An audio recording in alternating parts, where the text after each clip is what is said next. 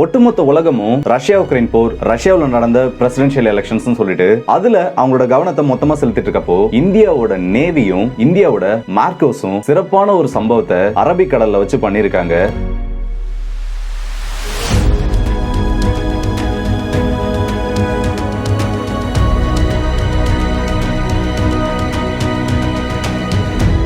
இந்தியாவோட கடற்கரையிலிருந்து 2600 கிலோமீட்டர் தூரம் தாண்டி போய் 40 மணி நேரம் போராடி ஒரு பெரிய ஆபரேஷனை சக்சஸ்ஃபுல்லா பண்ணியிருக்காங்க.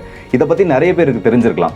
ஆனா இதுல பல விஷயங்கள் உங்களுக்கு தெரியாத தகவல்கள் இப்படியெல்லாம் பண்ணியிருக்காங்களான்னு சொல்லிட்டு சிலிர்க்க வைக்கிற அளவுக்கு பல சம்பவங்களை அந்த 40 மணி நேரத்துல நம்மளோட இந்தியன் நேவியும் நம்மளோட இந்திய போர்க்கப்பல்களான INS கொல்கத்தா, INS சுபத்ரான்னு சொல்லிட்டு ஒரு பெரிய பட்டாளமே இந்த கடற்கொள்ளையர்களுக்கு எதிராக பல நடவடிக்கைகளை எடுத்திருக்காங்க. இது எல்லாத்தையுமே இந்த வீடியோட டீட்டெயிலாக பார்த்துலாம். ஸோ வாங்க வீடியோக்குள்ளே போயிடலாம். நான் உங்கள் RK, இது தமிழ் பொக்கிஷம் வழங்கும் TP ட்ரெண்டிங்ஸ்.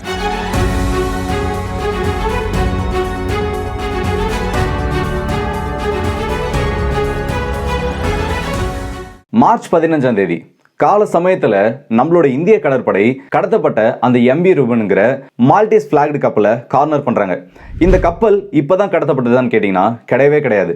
சரியா டிசம்பர் 14, 2023 அன்னைக்கு இந்த கப்பலானது பைரேட்ஸால, சொமாலியன் பைரேட்ஸால இந்த கடல் பகுதியில் கடத்தப்பட்டுச்சு. ஆனால் அப்போவே அந்த கப்பல்ல இருந்து வந்த SOS காலுக்கு நம்மளோட இந்தியன் நேவி தான் ரெஸ்பாண்ட் பண்ணாங்க. ஆனால் உள்ள 17 க்ரூ மெம்பர்ஸ் இருந்தனால அவங்களோட சேஃப்டி கருதி, ஏன்னா இப்போ ஏதாச்சும் நம்ம ஒரு ஆப்ரேஷன் பண்ண போனா உள்ள இருக்க இந்த பிணைய கைதிகளுக்கு ஏதாச்சும் ஆயிட போகுதுன்னு சொல்லிட்டு எந்த ஒரு கடற்படையுமே அப்போ துணிஞ்சு ஒரு ஆப்ரேஷன்ல இறங்கல.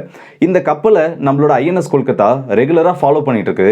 இந்த கப்பலுக்கு என்ன விதமான சப்ளைஸ் போகுது, இந்த கப்பல் எந்தெந்த டைரக்ஷன்ல மூவ் ஆகுதுன்னு சொல்லிட்டு கம்ப்ளீட்டா மானிட்டர் பண்ணிக்கிட்டே இருக்காங்க.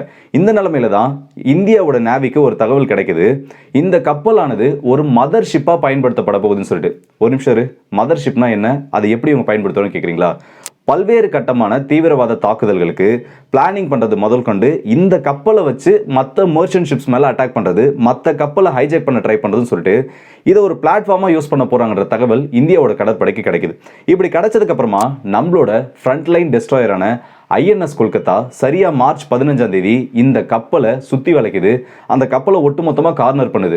கார்னர் பண்ணி முதல் கட்டமா வார்னிங் ஷாட்ஸை ஃபயர் பண்றாங்க. ஏன்னா எடுத்ததும் இங்க இருந்து சோல்ஜர்ஸ் அனுப்பி அந்த கப்பல்ல போர்ட் பண்ண வைக்க மாட்டாங்க. ஏன்னா அது போகக்கூடிய சோல்ஜர்ஸோட உயிருக்கும் பிரச்சனை ஆயிடும்.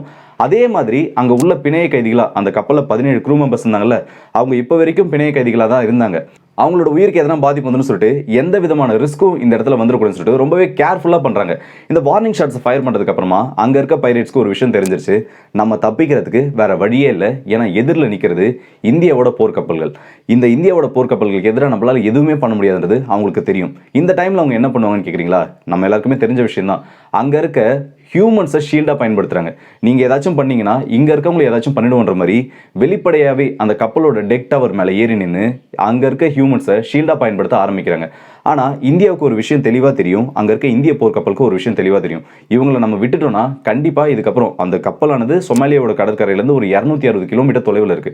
இது சொமாலியன் வாட்டர்ஸ்குள்ள என்டர் ஆயிடுச்சுன்னா, இல்ல சொமாலியாவுக்கு இந்த கப்பல் சொந்தமாயிடுச்சுன்னா அங்க இருக்க பைரேட்ஸ்க்கு, அதுக்கப்புறம் உள்ள இருக்க அந்த க்ரூ மெம்பர்ஸை மீட்கிறதுன்றது சாதாரணமான ஒரு விஷயம் கிடையாது. ரொம்பவே ஒரு ரிஸ்கியான விஷயம். இந்த டைம்ல நம்ம சர்வேலன்ஸ்க்காக INS கொல்கத்தால இருந்து ஒரு சர்வேலன்ஸ் ட்ரோன், ஒரு சின்ன ட்ரோன் சொல்லலாம், அந்த கப்பலை சுத்தி கண்காணிக்கிறதுக்காக அனுப்புறாங்க. ஆனா உள்ள அப்படி அனுப்பப்பட்ட இந்த ட்ரோன்ஸை பார்த்ததும் இந்த சொமாலியன் பைரேட்ஸ் அந்த ட்ரோன்ஸை நோக்கி கண்ணா பின்னான்னு துப்பாக்கி சூடு நடத்துறாங்க. அதுல அந்த ட்ரோனும் சுட்டு வீழ்த்தப்பட்டுச்சு. இது பெரிய ட்ரோனான்னு கேட்டீங்கன்னா நார்மல் ஒரு சர்வேலன்ஸ் ட்ரோன் தான். அதே மாதிரி நம்ம INS கொல்கத்தாவை பார்த்து இவங்க சுட ஆரம்பிக்கிறாங்க. ஆனா அவங்களுக்கு தெரியல இதை விட பல ஆயிரம் மடங்கு அதிகமான வெப்பன்ஸ் அந்த INS கொல்கத்தால இருக்குன்னு சொல்லிட்டு. பைரேட்ஸ் தானே, அவங்க கிட்ட என்ன பெரிய வெப்பன்ஸ் இருந்த போது, அவங்களுக்கு என்ன அந்த அளவுக்கு தெரிஞ்சிட போகுது. உடனே நம்ம INS கொல்கத்தால இருக்க ஆபீசர்ஸ் ஒரு முடிவு பண்றாங்க. இந்த கப்பலோட நேவிகேஷன் சிஸ்டமையும் இந்த கப்பலோட ஸ்டேரிங் சிஸ்டமையும் நம்ம டேமேஜ் பண்ணணும்னு சொல்லிட்டு. இன்னொரு கப்பலை தாக்குறதுங்கிறது இன்டர்நேஷனல் சட்டத்தோட விதிமுறைகளுக்கு உட்படாது. ஆனா செல்ஃப் டிஃபென்ஸ்க்காகவும் அந்த கப்பலை இந்த மாதிரி யாராச்சும் சொமாலியன் பைரேட்ஸோ இல்ல வேற யாராச்சும் பைரேட்ஸோ போர்ட் பண்ணிட்டாங்க, உள்ள இருக்க க்ரூ மெம்பர்ஸை காப்பாற்றணுன்றப்போ அந்த கப்பலை டேமேஜ் பண்றதுக்கான அதிகாரம் எந்த நாட்டு கடற்படையா இருந்தாலும் அந்த நாட்டு கடற்படைக்கு இருக்கு. அதை பயன்படுத்தி சின்ன சின்ன வெடிமருந்துகளை யூஸ் பண்ணி அந்த கப்பலோட ஸ்டேரிங் சிஸ்டம் மொத்தமாக கொலாப்ஸ் பண்ணுறாங்க நம்மளோட இந்தியன் நேவி. அப்படி கொலாப்ஸ் பண்ணி முடிஞ்சதுக்கப்புறமா அந்த கப்பலால் எங்கேயும் மூவ் பண்ண முடியாமல் அதே இடத்துல நிற்குது. இந்த டைமுக்குள்ள ஐஎன்எஸ் சுபத்ரா பக்கத்தில் இருந்த இன்னொரு போர்க்கப்பலான ஐஎன்எஸ் சுபத்ராவும் ஐஎன்எஸ் கொல்கத்தாக்கு சப்போர்ட் பண்ணுறதுக்காக அந்த இடத்துக்கு வந்து சேர்ந்துருச்சு. இப்போ நம்மளோட Indian navy high altitude long endurance drone HALE ட்ரோன்னு சொல்லுவாங்க, அதை பறக்க விடுறாங்க. அதை பறக்க விட்டு ஒட்டுமொத்தமாக இந்த கப்பலை மானிட்டர் பண்ண வைக்கிறாங்க. இதில் என்ன மாதிரி மூவ்மெண்ட்ஸ் இருக்குன்னு சொல்லிட்டு இதுக்கு நடுவில் பல கட்டமாக இந்த சொமாலியன் பைரேட்ஸை எச்சரிக்கிறாங்க. ஆனால் இது எதுவுமே சரிப்பட்டு வராதுன்னு தெரிஞ்சதுக்கப்புறமா நம்மளோட எலைட் ஸ்பெஷல் கமாண்டோ ஃபோர்ஸனை மார்கோஸை களமிறங்கலான்னு முடிவு பண்ணுறாங்க. ஏன்னா இந்த போர்க்கப்பல்களில் என்னதான் வீரர்கள் இருந்தாலும் சோல்ஜர்ஸ் இருந்தாலும் இவங்களுக்கு அந்த அளவுக்கு ஸ்பெஷல் மிஷனுக்கான ட்ரைனிங், ரெஸ்கியூ ஆப்ரேஷனுக்கான ட்ரைனிங் கொடுக்கப்பட்டிருந்தாலும் அந்த அளவுக்கு மார்கோஸ் அளவுக்கு இவங்களால செயல்பட முடியாது. அதனால மார்கோஸோட உதவி நமக்கு தேவைன்னு சொல்லிட்டு மார்கோஸோட பிரஹார் என்ற ஒரு குரூப், 8 பேர் கொண்ட ஒரு எலைட் குரூப்னு சொல்லலாம் இந்த பிரஹார் என்ற குரூப் மட்டும், அவங்கள கூப்பிடுறாங்க. அவங்கள கூப்பிட்டதுக்கு அப்புறமா கிட்டத்தட்ட 2600 கிலோமீட்டர் நம்மளோட இந்திய எல்லையிலிருந்து 2600 கிலோமீட்டர் டிராவல் பண்ணி C-17ங்கிற நம்மளோட டிரான்ஸ்போர்ட் ஏர்கிராஃப்ட் மூலமா இவங்க ஏர் டிராப் செய்யப்படுறாங்க. இப்படி ஏர் டிராப் செய்யப்படுதுன்றது, அதுவும் கடலில் செய்யப்படுறதுன்றது ரொம்ப சாதாரணமான விஷயம் இல்லை. நமக்கு என்னதான் நம்மளோட சோல்ஜர்ஸ்க்கு ரிப்பீட்டடான ட்ரைனிங் கொடுத்துருந்தாலும் நடுக்கடலில் ஒரு ரஃப்பான சீல இதை பண்ணுறது சாத்தியமில்லாத ஒரு விஷயம்னு சொல்லலாம். ஏன்னா அந்த இடத்துல கடல் அலைகள் எந்த அளவுக்கு இருக்கும், அந்த காற்றோட வேகம் எந்த அளவுக்கு இருக்கும், அந்த காற்றோட வேகத்துக்கு ஏற்ற மாதிரி அந்த பேராஷூட்டோட திசை மாறும். அவங்க கீழே குதிக்கிறப்போ எதிரிக்கிட்ட அதிநவீன ஆயுதங்கள் இருந்ததுன்னா கீழே குதிக்கிறப்பவே அவங்க கொண்டுடுவாங்க. இந்த மாதிரி எக்கச்சக்க சிக்கல்கள் இதில் இருக்குது. ஆனால் இது எல்லாத்தையுமே பர்ஃபெக்டாக கால்குலேட் பண்ணி முதல்ல 2 ஹை ஸ்பீட் போட்ஸை, டெம்பரரி போட்ஸை கீழே இறக்குறாங்க. அந்த போட்ஸ் மேலே எக்ஸாக்டாக குதிக்கணும். அப்படி இருந்தால் அந்த போட்டுக்கு கொஞ்சம் பக்கத்தில் குதிக்கணும். ஏன்னா அப்போ தான் அவங்க பேராஷூட்லேருந்து ரிலீஸ் ஆகி சீக்கிரம் போட்டில் ஏற முடியும். இல்லைனா பேராஷூட் கொஞ்சம் கொஞ்சமாக இவங்களை மூழ்கடிக்க ஆரம்பிச்சிடும். இவங்களுக்கு நிறைய ரிஸ்க் இருக்குது. அதே மாதிரி அந்த போட்டுக்கு மேலேயும் போட்டுக்கு பக்கத்துலையும் குதிக்கிறாங்க. குதிச்சதுக்கப்புறமா இந்த 2 போட்ல இருந்தும் அதே மாதிரி ஐஎன்எஸ் கொல்கத்தா, ஐஎன்எஸ் சுமத்ராவோட உதவியோட இந்த எம்பிரோங்கிற கப்பலை ஒட்டுமொத்தமாக சுற்றி வளைக்கிறாங்க. இப்போ அந்த சொமாலியன் பைரேட்ஸ்க்கு ஒரு விஷயம் தெளிவாக புரிஞ்சிருச்சு, நம்மளால இதுல இருந்து தப்பிக்கவே முடியாது, சரண்டர் ஆகிறது தான் ஒரே வழின்னு சொல்லிட்டு. ஏன்னா அவங்க கிட்ட அந்த அளவுக்கு ஆயுதங்களும் கிடையாது.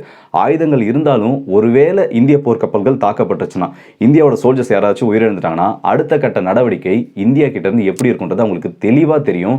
ஒட்டுமொத்தமாக அவங்களை கொண்டுட்டு இருப்பாங்கன்னே சொல்லலாம். இவங்க சரண்டர் ஆவதை தவிர வேறு வழியே இல்லைனதுக்கப்புறம் அவங்க சரண்டர் ஆகிறதுக்கு ஒத்துக்கிறாங்க. ஒட்டுமொத்தமாக சரண்டர் ஆகுறாங்க. உள்ளே போன நம்மளோட மார்கோஸ் இவங்க அத்தனை பேரையும் அரெஸ்ட் பண்ணதோட அங்கே இருக்க 17 க்ரூ மெம்பர்ஸையும் பிணைய கைதிகளாக இருந்தவங்கள ரொம்பவே பத்திரமா மீட்டு கொண்டு வராங்க. மீட்டு கொண்டு வந்தது மட்டும் இல்லாமல் அந்த கப்பலில் வேறு ஏதாச்சும் ஆர்ம்ஸ் இருக்கா, இல்லீகல் ட்ரக்ஸ் ஏதாச்சும் இருக்கான்னு சொல்லிட்டு ஒட்டுமொத்தமாக கப்பலை சோதனை பண்ணுறாங்க. இந்த பைரேட்ஸை கண்ட்ரோல் பண்ணதுக்கப்புறமா அடுத்து அவங்க முதல்ல பண்ணுற வேலையை இந்த மாதிரி ஸ்க்ரீனிங் ப்ராசஸ்னு சொல்லுவாங்க. அதை பண்ணி முடிச்சுட்டு எல்லாரையும் அங்கே இருக்க கைதிகளை எல்லாம் மீட்டு பத்திரமா நம்மளோட கப்பல்களுக்கு கொண்டு வராங்க. இதில் 7 பேர் பல்கேரிய நாட்டை சேர்ந்தவங்க.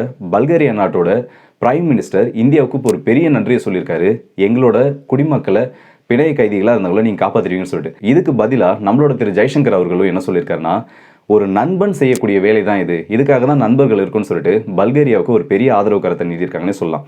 இந்த ஆப்ரேஷன் சரியாக மார்ச் 15ஆம் தேதி ஆரம்பித்து மார்ச் 16ஆம் தேதி முடியுது. மொத்தமாக 40 மணி நேரம் ஒரு பரபரப்பான சுச்சுவேஷனே சொல்லலாம். இவங்க ஏர் ட்ராப் பண்ணுறதுலேருந்து வார்னிங் ஷாட்ஸை ஃபயர் பண்ணுற வரைக்கும் ஒரு படத்தில் எந்த அளவுக்கு ஒரு கூஸ் பம்ப்ஸை கொடுக்குமோ அதே கூஸ் பம்ப்ஸை ரியல் லைஃப்பில் பண்ணியிருக்காங்க. இந்த 35 பைரேட்ஸையும் அரெஸ்ட் பண்ணது மட்டும் இல்லாமல் எந்த ஒரு உயிர் சேதமும் இல்லாமல் அத்தனை க்ரூ மெம்பர்ஸையும் சேஃபாக மீட்டிருக்காங்க. அதுதான் ரொம்பவே முக்கியமான ஒரு விஷயம் சொல்லலாம். கிட்டத்தட்ட ஒரு 4 மாதமாக இந்த கப்பலானது இவங்களோட கண்ட்ரோலில் இருந்து 3 மாதம் முடிஞ்சு 4வது மாதம் தொடங்கிருச்சுன்னே சொல்லலாம் இந்த கப்பலை ஹைஜாக் பண்ணி. இந்த 4 மாதத்துலையும் இந்த கப்பலானது, கடத்தப்பட்ட கப்பலானது நம்மளோட கண்டினியூஸ் சர்வைலன்ஸ் கீழே இருந்திருக்கு. ஒரு கட்டத்துக்கு மேலே இந்த கப்பலை இதுக்கப்புறம் விட்டு வச்சா இதனால் இன்னும் அதிக ஆபத்துகள் ஏற்படும் தெரிஞ்சதுக்கப்புறம் துணிஞ்சு நம்மளோட இந்திய கடற்படை களம் இறங்கியிருக்காங்க. அதில் வெற்றியும் கண்டிருக்காங்க. இந்த இடத்துல இன்னொரு விஷயம் நான் முக்கியமாக என்ன சொல்ல விரும்புகிறேன்னா, சைனா தான் ரொம்ப பெரிய பில்டப் கொடுப்பாங்க. என்கிட்ட அவ்வளோ பெரிய கப்பற்படை இருக்குது, இவ்வளோ பெரிய கப்பற்படை இருக்குது, ப்ளூ வாட்டர் நேவி நாங்கள் தான் சொல்லிட்டு ஆஹா ஓஹோன்னு சொல்லுவாங்க. ஆனால் 400க்கும் அதிகமான கப்பலை வச்சுருக்க அந்த சைனாவாலேயே இந்த சொமாலியன் பைரேட்ஸ்க்கு எதிராக ஒன்றும் பண்ண முடியல. அவங்க எதுவுமே பண்ணலை. ஆனால் உண்மையான ப்ளூ வாட்டர் நேவிங்கிறது இந்த இடத்துல இந்தியா தான். ஏன்னா 100 கிலோமீட்டர் தாண்டி எல்லாம் போய் ஒன்றும் இவங்களை மீட்டு வரல. 2600 கிலோமீட்டருங்கிறது சாதாரணமான ஒரு விஷயம் கிடையாது. இந்த அளவுக்கு அதிக தூரம் போய் இத்தனை பேர் நாங்கள் சக்ஸஸ்ஃபுல்லாக மீட்டுருக்கோன்றதே இந்தியாவுக்கு ஒரு பெரிய பெருமை தான். உண்மையான ப்ளூ வாட்டர் நேவிங்கிறது இந்தியா தான், சைனா கிடையாது. சைனா வேணால் ஒரு க்ரீன் வாட்டர் நேவின்னு சொல்லிட்டு போகலாம். என்னடா ப்ளூ வாட்டர் நேவிங்கிற, க்ரீன் வாட்டர் நேவிங்கிற அப்படின்னா என்னன்னு கேட்குறீங்களா? ஒன்றுமே இல்லை. கடற்கரை பகுதியிலேருந்து ரொம்ப தொலைவு வரைக்கும் அவங்களோட ஆளுமையை கொண்டு இருக்கிறதோ, இல்லை அந்த இடத்துல அந்த கடற்பகுதி அவங்களோட கண்ட்ரோல்குள்ளே கொண்டு வரதோ ப்ளூ வாட்டர் நேவின்னு சொல்லுவாங்க. இந்த க்ரீன் வாட்டர் நேவியை பொறுத்த வரைக்கும் கடற்கரை ஒட்டின பகுதி அவங்களோட கண்ட்ரோலில் வச்சிருக்கிறது க்ரீன் வாட்டர் நேவின்னு சொல்லுவாங்க. இப்போ சைனாவை பார்த்தோன்னா அடிக்கடி எப்பயாச்சும் ஒரு போர்க்கப்பலை இந்திய கடற்பகுதிக்குள்ளே, அதாவது ஸ்பை ஷிப் அனுப்புறாங்களே தவிர மற்றபடி வேற எந்த ஒரு மிஷன்லையும் அவங்க பெருசாக ஈடுபட்டதும் இல்லை, ஈடுபட போகிறதும் இல்லை. ஆனால் இந்தியா அப்படி கிடையாது. இந்தியாவுக்கு இந்த மாதிரி பல மிஷன் பண்ண அனுபவம் இருக்குது. இன்னமும் பல மிஷனை பண்ணுவாங்கன்னே சொல்லலாம். துணிஞ்சு செய்கிறவனுக்கும் வெறும் வார்த்தையால் மட்டும் சொல்கிறவனுக்கும் பெரிய வித்தியாசங்கள் இருக்குது. அதை முதல்ல நிறைய பேர் புரிஞ்சுக்கணும். நீங்கள் வேணால் பாருங்கள், இப்போது நம்ம இந்திய நேவி இதை பற்றி தானே பேசிகிட்டு இருக்கோம். சம்மந்தமே இல்லாமல் ஒரு கூட்டம் வந்து இந்த இடத்துல பாகிஸ்தானுக்கும் சைனாவுக்கும் சப்போர்ட் பண்ணிக்கிட்டு தான் இருப்பாங்க கமெண்ட் செக்ஷனில். நானும் நிறைய டைம் சொல்லிட்டேன், ஒரு வீடியோ நம்ம போடுறோன்னா இந்தியாவோட நேவியை பற்றியோ இல்லை இந்தியாவோட மிலிட்டரியை பற்றியோ ஏதாச்சும் ஒரு வீடியோ போடுறோன்னா அதுக்கிட்ட சம்மந்தமே இல்லாமல் எது கூட கம்பேர் பண்ணோன்னே தெரியாமல் ஏதேதோ விஷயத்தை கனெக்ட் பண்ணி பேசிகிட்டு இருக்காங்க. அவங்களுக்கு எல்லாருக்கும் நான் சொல்கிற ஒரே ஒரு பதில் ரொம்ப சிம்பிளான விஷயந்தான். நீங்கள் சைனாவுக்கு என்ன தான் சப்போர்ட் பண்ணாலும் ஒரு விஷயத்தை நீங்கள் ஒத்துக்கிட்டு தான் ஆகணும். சைனாவை விட இந்தியா பல விஷயங்களில் முன்னேறிட்டு இருக்காங்க, இன்னமும் முன்னேறுவாங்கன்னே சொல்லலாம். இன்னொரு 20-30 வருஷத்தில் சைனா இப்போ எந்த அளவில் இருக்காங்களோ அதை விட பல மடங்கு நம்ம இந்தியா சைனாவை ஓவர்டேக் பண்ணி வளரதான் போகுது. கண்டிப்பாக வல்லரசு ஆகுனே சொல்லலாம். ஸோ இந்த வீடியோவில் நம்ம பக்கம் அந்த அப்டேட் சொல்லலாம். இந்த வீடியோ பற்றி உங்களோட கருத்துக்களை கமெண்ட் செக்ஷனில் சொல்லுங்கள். அதுலேயும் குறிப்பாக சொல்லணும்னா இந்தியாவோட கடற்படை பண்ண இந்த ஒரு சாகசத்தை நீங்கள் எப்படி பார்க்குறீங்க? இந்தியாவோட மார்க்கோஸ் இந்த அளவுக்கு துணிஞ்சு செயல்பட்டு இத்தனை பேரை பத்திரமா மீட்டதை நீங்கள் எப்படி பார்க்குறீங்க? இந்த விஷயத்தை பற்றி இப்போ தான் உங்களுக்கு டீட்டெயிலாக தெரியணும். அதை கமெண்ட் செக்ஷனில் சொல்லுங்கள். நல்லதை பகிர்ந்து நல்ல சமுதாயத்தை உருவாக்கும். ஸோ அடுத்த வீடியோ சந்திக்கும். அதுவரை உங்களிடம் விடைபெறுவது உங்கள் ஆர்கே.